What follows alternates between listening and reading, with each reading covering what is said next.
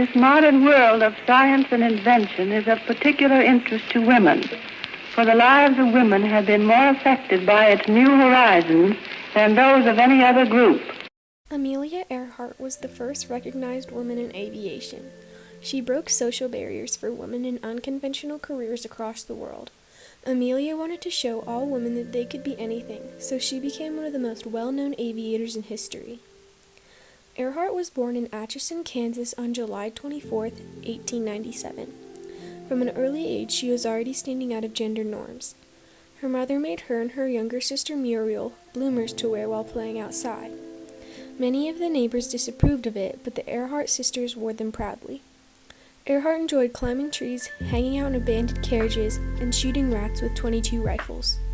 Earhart went to school and lived with her maternal grandparents most of the year. When Earhart's wealthy grandparents passed away, they left their inheritance with Amelia and Muriel in a 20-year trust fund. Earhart's father disapproved of this and began drinking heavily. For the rest of Earhart's childhood, the family switched around low-income areas. In 1916, Earhart graduated high school and was able to obtain some money from the trust fund to pay for her junior college tuition. She soon relocated to Los Angeles. She got her first addicting taste of aviation when she attended an air show and paid $10 for her and her parents to fly in a plane. 6 days later, she attended her first flying lesson. In 6 months, she had saved enough to buy her very own bright yellow biplane that she named the Canary.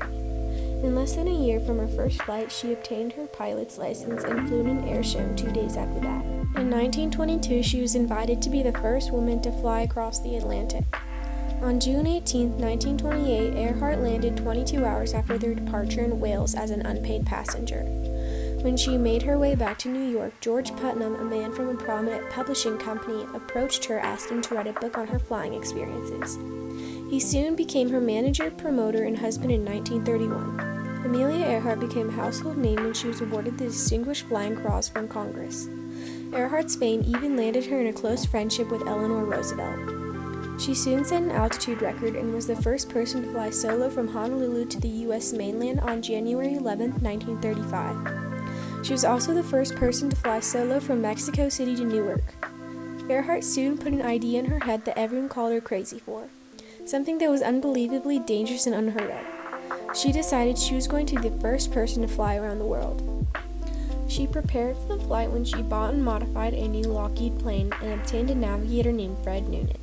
The flight plan was to fly along the eastern seaboard of South America, then to the African Atlantic Narrows, fly the south coast of Asia, cross the Indian subcontinent, Southeast Asia, and Australia before landing in New Guinea.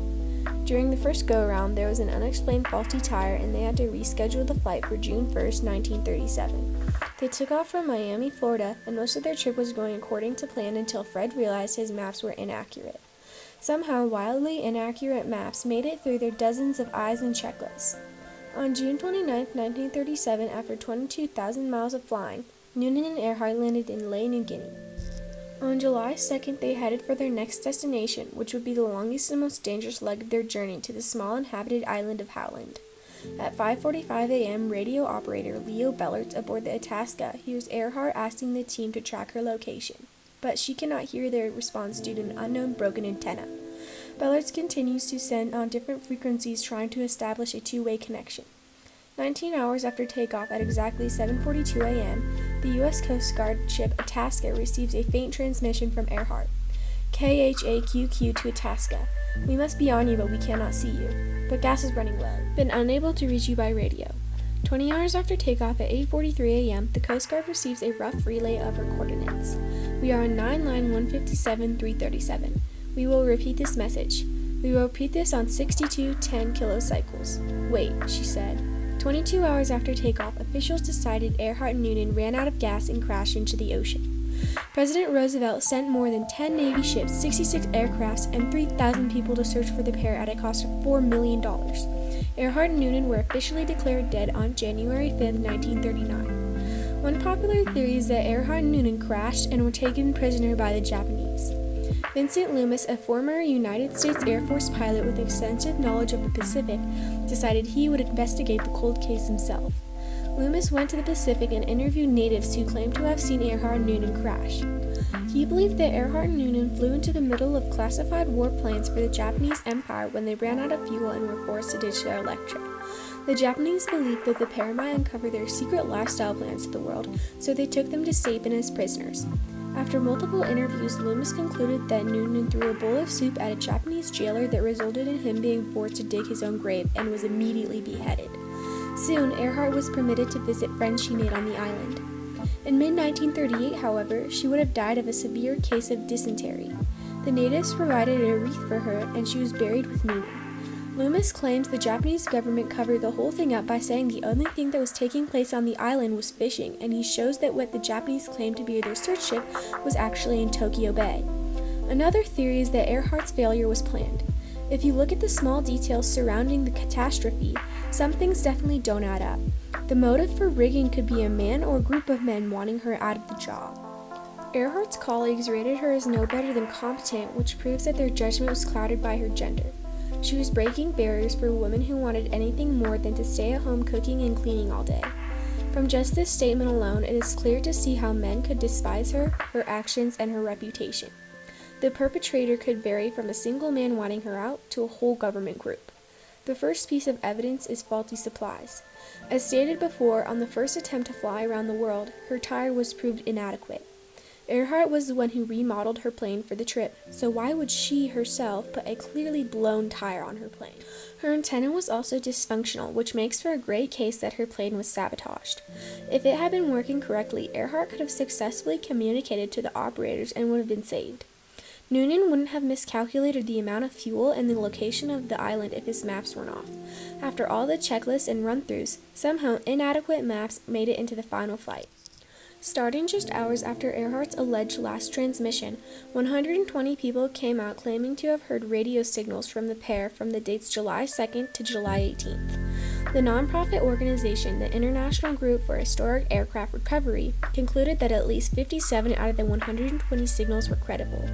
Rick Gillespie, the executive director from the organization, states, "When the search failed, all the report post-loss radio signals were categorically dismissed as bogus and have been largely ignored ever since." And the results of the study suggest that the aircraft was on land and on its wheels for several days following the disappearance. The complete dismission of these credible statements supports the claim that a group of men from the government planned this disastrous event. A partial skeleton was also discovered on Nikumaroro Island, which is believed to have a 99% chance of belonging to Earhart when multiple experts thoroughly examined it. Once this information became more widespread, the skeleton was mysteriously stolen without a trace, as if someone was covering something up. The third and final theory is that Earhart and Noonan died as castaways on the uninhabited island of Nikumaroro. When the island was further examined, an empty jar of freckle cream that Earhart used was found with the bottle, a women's shoe in Earhart's size, a sextant box, the partial skeleton mentioned earlier, along with plexiglass and scrap metal that is believed to come from her plane. There's no plausible way that those items could have ended up on the island other than Earhart and Noonan crashing there. Nikumaroro Island is located close to Earhart's target destination, so it makes sense that they would land there due to faulty navigation and low fuel. Going back to the people who said they received transmissions from Earhart, this could play a major role in the castaway theory. To charge Earhart's radio, the Electra's right engine must be above water, which shows they were on land. On the night of July 3rd, signals started being picked up by Pan Am's direction-finding stations on Midway Island, Wake Island, and Oahu. When the signal's origin was tracked, it was found to have been sent somewhere from the Phoenix Islands, which is where Nikumaroro is located. In St. Petersburg, Florida, Betty Clank was surfing through stations on her radio when she heard Earhart's signals. Clank remembers hearing something similar to the words New York City, which was quite possibly Earhart saying the name of his shipwrecked boat, the Norwich City, which crashed very close to Nikumaroro. The ship could have easily been carried ashore by ocean waves. Clank also reports hearing Earhart mention Coral, which is located on the island's coast. Assuming the government knew about these claims and had knowledge of where Earhart was stranded, they could have dismissed them due to Japanese tensions. Nikumaroro Island was associated with the Japanese, so going onto their waters at a time of great tension could be extremely risky. This would prove that Earhart and Noonan were located on the islands as castaways. No matter which theory you choose to believe in, everyone can agree that Amelia Earhart undoubtedly broke barriers that will stay fallen forever and always.